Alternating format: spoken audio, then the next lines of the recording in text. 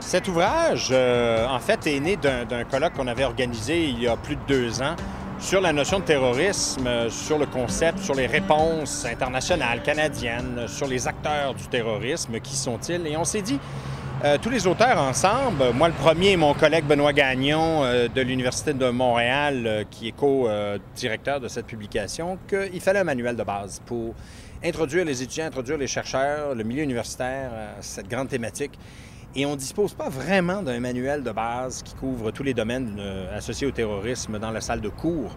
Il y a beaucoup de livres sur le terrorisme, mais il n'y a pas le b.a.-ba, les fondements conceptuels qui permettent de pouvoir connaître vite, connaître bien, connaître de manière succincte de quoi il en est, de quoi il en retourne avec le terrorisme. On avait autant de problèmes avant qu'on en a aujourd'hui de définir très précisément ce que signifie le terrorisme. Dans le premier chapitre, on donne beaucoup de statistiques, de chiffres qui parlent d'eux-mêmes. C'est pas compliqué, mais c'est des chiffres qui donnent leur juste sur la nature du problème du terrorisme. Si on exclut le terrorisme qu'on appelle national, c'est quoi? Bien, c'est par exemple les Tamouls au Sri Lanka qui aspirent à avoir leur État et qui vont faire la promotion du terrorisme comme moyen de violence pour l'obtenir. C'est pas du terrorisme international. Ça vise une zone très délimitée, c'est un territoire et c'est avec un but d'encourager ou de promouvoir la sécession d'une région, d'un État.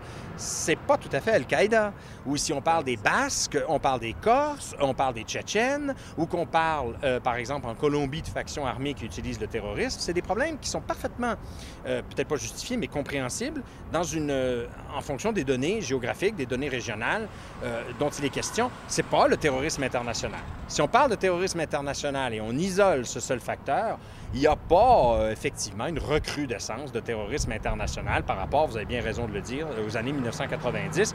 Et même à la rigueur, il y a moins d'actes de violence internationale qu'il y en avait, sauf que ce qui est arrivé avec Al-Qaïda était tellement spectaculaire parce qu'ils ont attaqué la puissance américaine qu'on en parle. Le 11 septembre, ce n'est pas que le monde a changé, c'est que les États-Unis ont changé parce que les États-Unis ont été attaqués sur leur territoire. C'est la seule raison pour laquelle on parle du terrorisme international comme étant probablement l'une des plus grandes menaces de l'histoire. Imaginez, vous avez plus de chances de mourir frappé par un éclair que par un acte terroriste, ou encore vous avez plus de chances de mourir noyé dans votre baignoire que statistiquement, vous avez de chances d'être, disons, pris à partie dans un attentat terroriste international. Je dis bien terroriste international.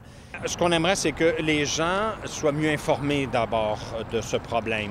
Et c'était un but affiché et un but clair de cet ouvrage avec les pulls, que les gens qui lisent ce livre en retirent beaucoup en termes d'information et nous faisons appel à l'intelligence du lecteur et de la lectrice de se faire donc un meilleur jugement sur ce problème-là parce que ça les intéresse. Ils ont acheté le livre, c'est parce qu'ils s'intéressent à la question et aux questions qu'évoque le terrorisme.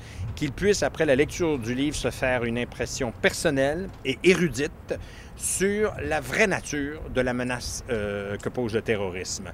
Et ça, c'était vraiment notre premier objectif. Notre deuxième, c'était que ce soit conçu comme livre, comme quelque chose d'utile, quelque chose même d'agréable à lire pour des étudiants, pour des chercheurs qui commencent à l'université souvent, dans des cours de baccalauréat par exemple, pour s'instruire sur le phénomène du terrorisme avec les questions conceptuelles, les questions historiques que tous les auteurs et nos collègues évoquent dans ce livre.